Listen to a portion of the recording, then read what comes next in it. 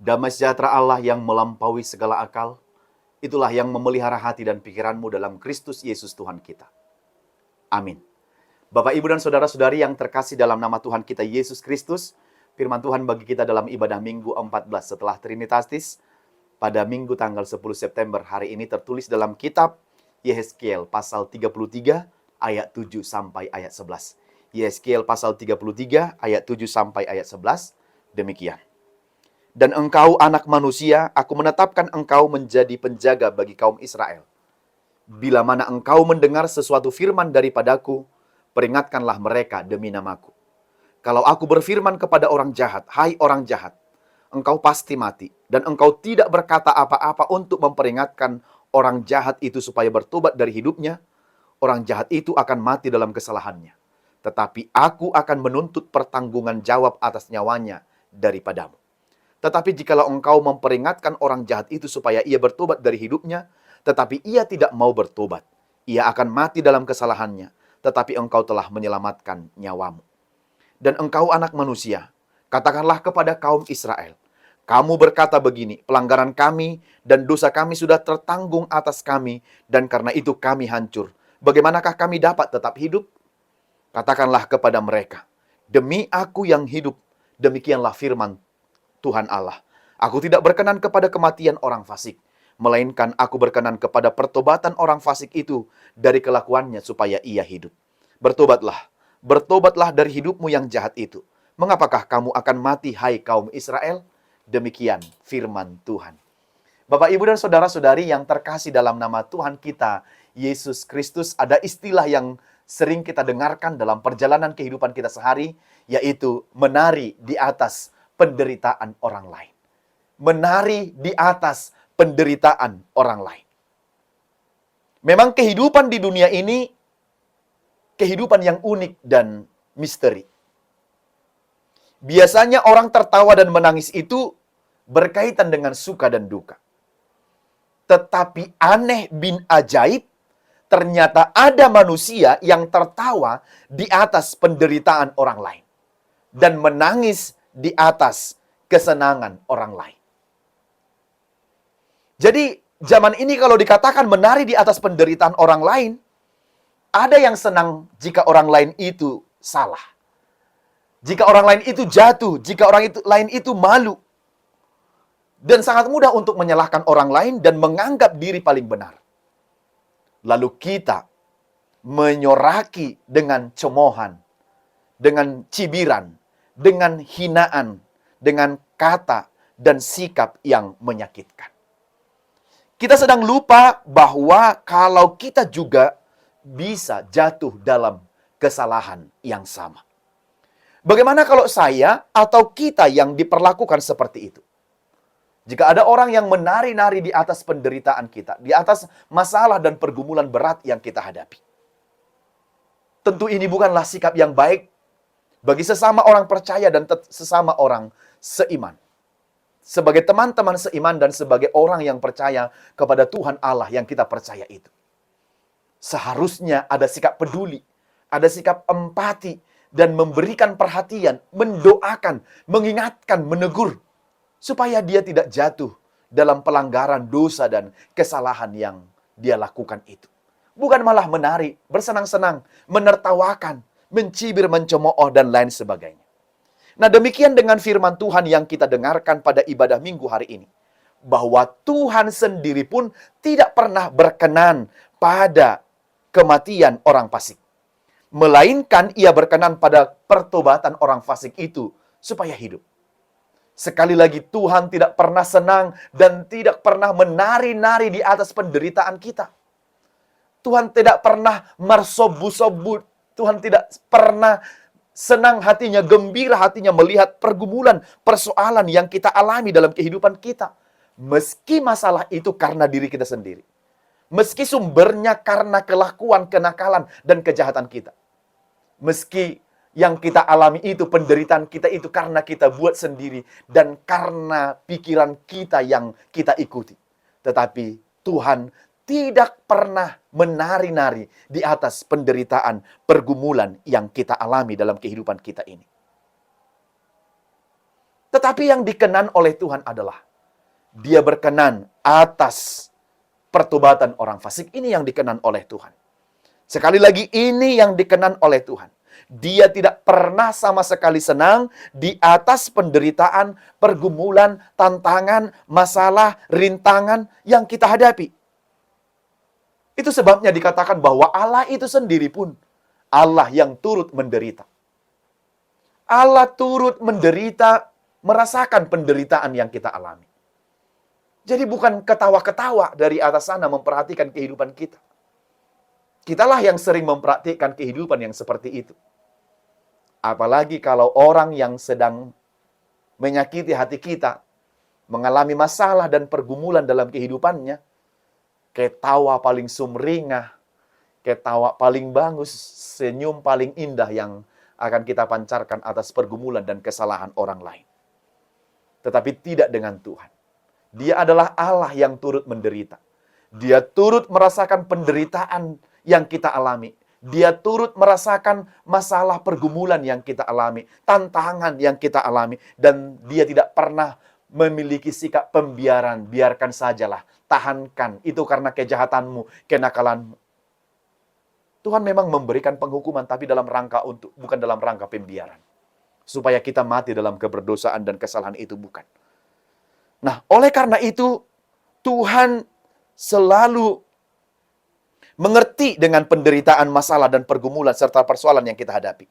Dia tidak pernah berpuas-puas, tidak pernah bersenang-senang, berbahagia sebahagia-bahagianya, dan Dia tidak pernah tertawa begitu terbahak-bahak melihat penderitaan kita. Nah, oleh karena itu, karena Dia adalah Allah yang peduli atas masalah pergumulan yang kita hadapi, karena pun Dia tahu kelemahan dan Dia tahu tentang batas kesanggupan kita sampai di mana. Dan Dia tahu kalau kita ini adalah orang yang rapuh dan gampang jatuh ke dalam dosa. Tuhan sudah terlebih dahulu mengantisipasinya. Dia memberikan penjaga bagi kita. Sebagaimana Dia memberikan penjaga bagi Israel untuk menjaga umat itu tetap berpegang pada perintah Tuhan, tetap berpegang pada firman Tuhan, dan tetap berpegang pada aturan-aturan yang sudah Tuhan berikan kepada mereka. Maka Tuhan memberikan penjaga bagi mereka. Tuhan tidak tega. Tuhan tidak pernah memiliki kamus derita lu. Enggak. Tuhan tidak pernah punya kamus seperti punya kamus kita di tengah dunia ini. Senangku ya senangku, deritamu ya deritamu sendiri. Atau senang kau ya senang kau di situ, deritamu sendiri. Tuhan tidak pernah punya kamus sebegitu dalam kehidupan kita. Nah, oleh karena itu Allah tidaklah demikian. Dia Allah yang peduli dan Dia adalah Allah yang mengerti. Itu sebabnya Ia memberikan penjaga bagi Israel. Penjaga itu adalah orang yang bertugas menjaga dari suatu bahaya, kerugian, kerusakan, dan sebagainya. Dan setiap manusia memiliki tanggung jawab menjadi penjaga bagi dirinya sendiri dan penjaga bagi sesamanya manusia. Itu tanggung jawab kita. Kita penjaga bagi diri kita sendiri dan penjaga bagi sesama manusia. Dan Tuhan memberikan bagi umat Israel penjaga bagi mereka. Supaya mereka apa? Tetap berpegang pada perintah Tuhan. Dan mereka selalu mendengarkan apa yang Tuhan hendaki dari kehidupan mereka. Itu sebabnya ayat ini dibuka dalam ayat yang ke-7. Dan engkau anak manusia. Anak manusia di sini menunjuk kepada Yehezkiel itu. Aku menetapkan engkau menjadi penjaga bagi kaum Israel. Bila mana engkau mendengar suatu firman daripadaku, peringatkanlah mereka demi namaku. Peringatkanlah mereka demi namaku. Maka Yehezkiel di sini menjadi penjaga bagi kaum Israel. Bila mana engkau mendengar sesuatu firman daripadaku, peringatkanlah mereka demi namaku. Maka Yehezkiel dihunjuk Tuhan sebagai penjaga Israel. Dia memiliki tugas menjaga Israel agar tidak jatuh ke dalam dosa dan tidak jatuh ke dalam pelanggaran, sebab Tuhan berkenan atas pertobatan-pertobatan mereka. Tuhan tidak seperti yang kita bilang tadi dalam pikiran-pikiran manusia. Biar aja dia itu dalam penderitaannya. Toh itu karena perbuatan dia. Biar aja dia karena dosanya. Rasakan aja. Ternyata Tuhan tidak sepuas itu atas, tidak mau hal yang seperti itu dengan penderitaan-penderitaan kita. Dia turut merasakan penderitaan kita itu. Maka tugas Yehezkiel lainnya adalah mengingatkan para pemimpin Israel agar tidak menyesatkan umat Israel untuk membuat dan menyembah ilah-ilah lain seperti yang pernah dilakukan oleh nenek moyang mereka ketika itu di Bait Allah. Maka gembala sejati mereka adalah Tuhan yang memberikan kehidupan baru kepada mereka dan mengampuni setiap orang yang bertobat dari dosa-dosa dan pelanggaran-pelanggarannya. Maka Yehezkiel dipilih oleh Allah itu dan diutus menjadi nabi dan menjadi penjaga bagi umat Israel. Maka Yehezkiel diingatkan bahwa dia manusia biasa. Dia manusia biasa yang dipakai oleh Tuhan. Maka tugasnya adalah melakukan seperti apa yang dikehendaki oleh Tuhan. Bila mana engkau mendengar suatu firman daripadaku, peringatkanlah. Maka Yehezkiel sebagai utusan, sebagai penjaga itu harus turut dengan apa yang disampaikan oleh Tuhan. Peringatkanlah mereka demi namaku, demi nama Tuhan. Maka ketika Yehezkiel mengingatkan umat itu, semua adalah demi kebaikan mereka dan demi nama Tuhan. Untuk tetap mereka jaga dan tetap mereka hormati dan hargai. Maka Yehezkiel sekali lagi dipakai oleh Tuhan untuk suatu tugas yang berat. Hendaklah ia mengandalkan Tuhan dalam semua tugas dan tanggung jawab yang diberikan oleh Tuhan kepada dia. Peringatkanlah mereka dalam namaku. Penjaga mengingatkan keturunan Israel, ya, meninggalkan jalan yang sesat dan kembali kepada jalan yang benar. Tuhan meminta dia tulus dan penuh tanggung jawab untuk melakukannya. Supaya tidak ada alasan, supaya tidak berdalih besok bagi Israel. Jika penghukuman dilakukan oleh Tuhan atas mereka, jangan lagi berdalih. Unang sumol-sol dipuli dada si paingot naswada. Jangan menyesal lagi besok. Bukan peringatan tidak ada yang disampaikan oleh Yehezkiel itu. Maka mereka hendaklah mendengarkan peringatan yang disampaikan oleh Yehezkiel bagi mereka. Maka konsekuensinya jelas dan berat. Jika Yehezkiel tidak melakukan tugas itu, dialah yang akan bertanggung jawab atas semua itu. Jadi dia yang bertanggung jawab. Kalau tugas yang diberikan oleh Allah, dia dipilih sebagai penjaga untuk menjaga umatnya Israel. Menyampaikan firman Tuhan, apa yang diperintahkan oleh Tuhan padanya. Jika ternyata Yehezkiel tidak melakukan seperti itu, maka dia akan memberikan pertanggungan jawab atas apa yang dia kerjakan itu. Atas apa yang tidak dia lakukan itu.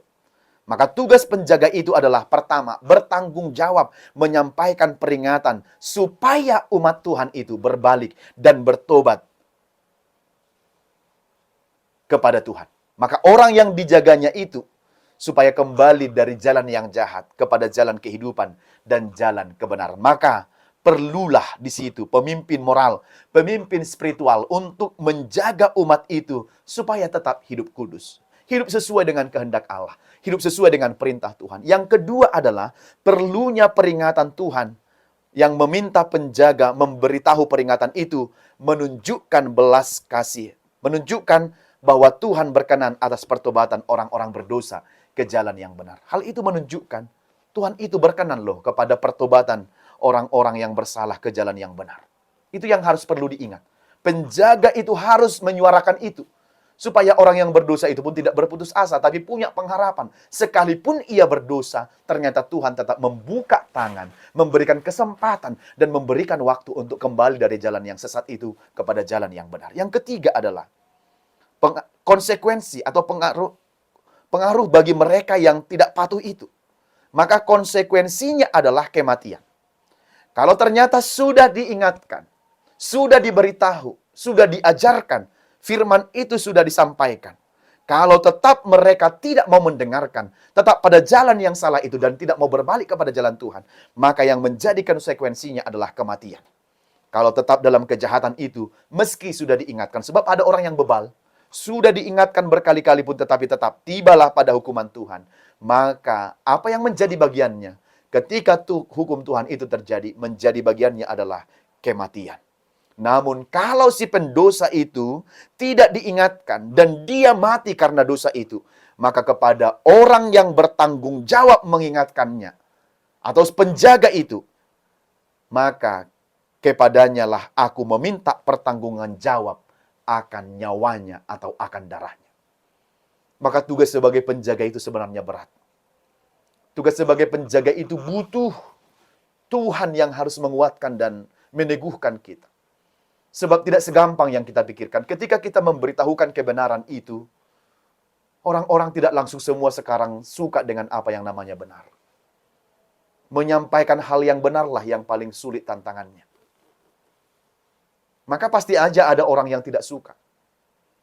Tetapi kalau kita tidak menyampaikannya, maka pertanggungjawabannya lebih berat lagi. Kita tidak mengingatkan orang yang bersalah itu dan mati dalam dosanya. Maka kepada kitalah, kepada penjaga itulah, kepada mereka yang diberikan tanggung jawab itulah, Tuhan meminta pertanggungan jawab atas nyawa dan darahnya. Maka hati-hati. Kita sebagai penjaga, baik para majelis, penjaga bagi jemaat di WEK-nya masing-masing, para pendeta, para pelayan Tuhan, para orang tua menjadi penjaga bagi anak-anaknya. Kalau ternyata tidak dijaga dengan baik, maka Tuhan akan menuntut kepada kita apa yang kita kerjakan selama kita diberikan tugas dan tanggung jawab sebagai penjaga itu. Maka kepada Yehezkiel dijelaskan, kalau dia tidak diingatkan dan mati dalam dosanya, dari tanganmu lah akan aku minta pertanggungan jawab akan nyawa dan dosanya. Boleh kita lihat dalam ayat yang 8 dan 9. Kalau aku berfirman kepada orang jahat, hai orang jahat, engkau pasti mati. Dan engkau tidak berkata apa-apa untuk memperingatkan orang jahat itu supaya bertobat dari hidupnya. Orang jahat itu akan mati dalam kesalahannya, tetapi aku akan menuntut pertanggungjawaban atas nyawanya daripadamu. Jika sudah kubilang, kau akan mati. Engkau akan mati, yang dimaksud di sini adalah bukan langsung hilang nyawanya.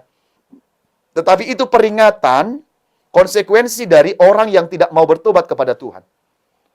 Dan kalau penjaga itu tidak mengingatkan, sudah dibilang oleh Tuhan, kau akan mati kalau kau tidak berubah, dan penjaga itu tidak mau mengingatkan itu kepada orang jahat dan berdosa itu, maka kepada penjaga itulah yang akan dimintakan pertanggungjawaban atas nyawa dan darahnya.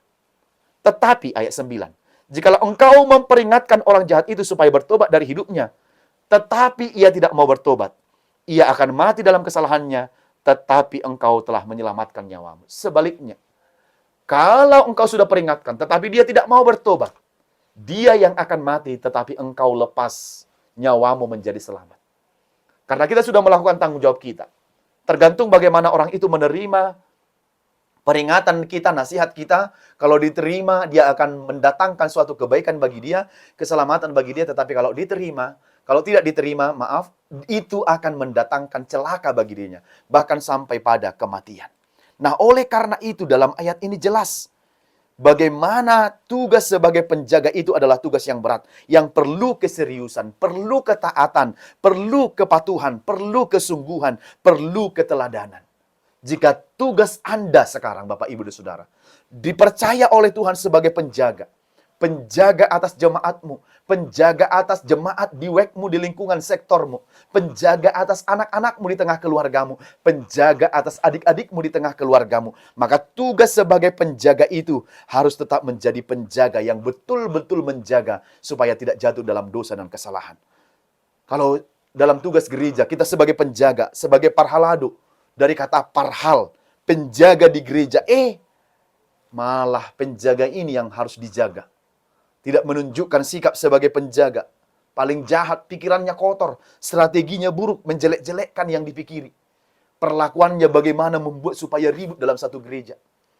Tugas saudara adalah penjaga, bukan untuk membuat ribut. Tapi tugas sebagai penjaga itu adalah tugas yang mengkondusifkan, membawa orang-orang bersalah supaya bertobat, bukan membawa orang-orang yang sudah baik menjadi ribut. Kalau begitu tugas Anda bukan sebagai tugas penjaga, tapi untuk mencerai-beraikan dan untuk memisahkan apa yang sudah bersatu itu. Jadi ingat, tugas kita penjaga. Tugas kita adalah penjaga, melakukan pertobatan kepada orang lain, menjaga supaya dia selamat, supaya dia mendapatkan kehidupan yang kekal besok. Jangan penjaga tapi masih perlu dijaga. Bagaimana pula dia mau menjaga, dia pun masih perlu dijaga sikapnya, perbuatannya, perkataannya, omongannya, tingkah lakunya, entah ke sana kemari dan sebagainya. Memang Allah menghendaki umatnya hidup dalam kebenaran. kekudusan, integritas, selaras antara hidup dan yang dihidupi. Jangan berkamuflase, jangan berbohong, jangan munafik. Perbuatan selaras dengan kata-kata yang diucapkan. Kalau penjaga, menjaga kekudusan jemaat. Jangan malah merusak. Itulah tugas penjaga sebenarnya. Jadi tugas penjaga itu adalah mengingatkan dan memata-matai kehidupan umat sesuai dengan jalan Tuhan. Tuhan menghendaki pertobatan orang jahat. Tuhan menghendaki pertobatan orang fasik. Penjaga membantu proses pertobatan. Diingatkan, diajarkan kepada kebenaran, diberikan tanggung jawab, sebab kita akan mempertanggungjawabkan setiap pilihan-pilihan yang kita ambil. Kalau kita berjalan dalam kejahatan dan pelanggaran, maka konsekuensinya adalah kematian. Itu konsekuensi dari pilihan kita. Tapi kalau kita jalan kebenaran, maka konsekuensinya adalah kehidupan yang kekal. Sebab akan ada konsekuensi dari setiap pilihan. Maka ayat 10-11 dikatakan, katakanlah kepada Israel, dalam ayat 10, dan engkau anak manusia, katakanlah kepada kaum Israel, kamu berkata begini, pelanggaran kami dan dosa kami sudah tertanggung atas kami, dan karena itu kami hancur. Bagaimanakah kami tetap hidup? Ingatlah, Tuhan itu adalah Allah pemurah dan penuh dengan belas kasihan. Katakan kepada Israel, bilanglah ini, harus ada titik balik dari sebuah kesalahan. Maka perlu ada pertobatan, ada pergerakan 180 derajat untuk kehidupan yang lebih baik. Jangan stagnan tetap di tempat. Beritahu kepada mereka bahwa aku adalah Allah yang penuh kasih, yang berkenan kepada pertobatan. Itu sebabnya dalam ayat 11 dikatakan, katakanlah kepada mereka, demi aku yang hidup, demikianlah firman Tuhan Allah. Aku tidak berkenan kepada kematian orang fasik, melainkan aku berkenan kepada pertobatan orang fasik itu dari kelakuannya supaya ia hidup. Bertobatlah. Bertobatlah dari hidupmu yang jahat itu. Bertobatlah, itu yang perlu. Aku tidak berkenan kepada kematian orang fasik, tetapi kepada kehidupannya supaya ia hidup. Demi aku yang hidup, aku tidak berkenan kepada kematian orang fasik, tapi pertobatan. Yang perlu adalah bertobatlah. Bertobatlah. Allah satu-satunya berjanji pada dirinya sendiri, aku tidak berkenan pada kematian orang fasik. Allah yang sudah berjanji pada dirinya, aku nggak berkenan kepada kematian orang fasik. Jadi di sini jelas Allah tidak menghendaki kematian orang fasik, tetapi pertobatannya memilih jalan kebenaran dan kehidupan. Allah tidak haus akan darah orang jahat. Sekali lagi, Allah tidak haus dengan darah orang jahat dan tidak bermaksud atas kematian orang-orang jahat. Tapi Allah adalah Allah pengasih, memberikan kehidupan selama-lamanya kepada orang yang mau berbalik dari jalan kesalahannya kepada jalan yang benar. Kalau begitu, Tuhan itu baik. Tuhan tidak berkenan akan kematian. Maka yang perlu bagi kita orang percaya adalah bantulah orang-orang supaya dia bertobat, supaya memperoleh hidup yang kekal. Selanjutnya, mengampuni dosa. Allah itu adalah Allah pengasih yang mengampuni dosa. Walaupun banyak dosa yang kita sadari kita lakukan dalam hidup kita ini, Tuhan menunjukkan bahwa tidak ada dosa yang terlalu berat, yang tidak sanggup dihapus oleh Tuhan. Dia sanggup melakukannya. Selanjutnya, panggilan pertobatan. Allah penuh belas kasihan, memberikan waktu kepada kita. Sekarang adalah waktunya. Tiki parasian, kepada manusia untuk mengubah hati. Asal mau bertobat, ia akan hidup di hadapan Tuhan. Dan Tuhan bersedia menerima orang-orang yang bertobat itu dengan tangan yang terbuka. Dan tidak pernah menutup tangannya. Ingat ketika Yesus berada di salib, antara di kanan dan kirinya ada pendosa yang sangat jahat. Ketika sudah mau mati sekalipun, Tuhan berkata, hari ini engkau bersama-sama dengan aku di Firdaus. Ternyata nyawa yang sudah di leher sekalipun, kalau dia mau bertobat, Tuhan tetap bersedia menerima pertobatan orang-orang jahat yang seperti itu.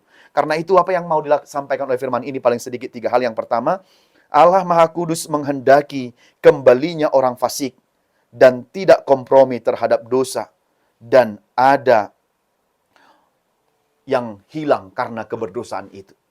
Sekali lagi, Tuhan yang Maha Kudus menghendaki kembalinya orang fasik dan tidak kompromi terhadap dosa, dan kembalilah kepada jalan yang benar. Yang kedua, Allah yang kudus penuh belas kasih. Sekarang kita diberikan waktu untuk pertobatan kita supaya kita selamat dan memperoleh kehidupan yang kekal. Maka sebagai orang-orang percaya, tetaplah menjadi penjaga bagi sesamamu. Ya, Allah yang kudus berbelas kasihan itu menghendaki memberikan waktu bagi kita untuk bertobat dan berubah dari jalan kita yang salah itu. Yang ketiga, memberitakan Allah yang kudus dan penuh belas kasihan itu, yang bersedia menghapuskan setiap dosa dan pelanggaran itu. Beritakanlah dia kepada semua orang atas segala kebaikan dan kemurahannya bagi kita. Dia yang mengampuni dosa kita, dia yang memberikan keselamatan bagi kita. Dia Allah yang berkenan kepada pertobatan orang-orang berdosa, dan dia menerima kita dengan tangan yang terbuka untuk kembali kepada jalan yang benar dan kepada kehidupan yang kekal. Amin. Tuhan Yesus memberkati.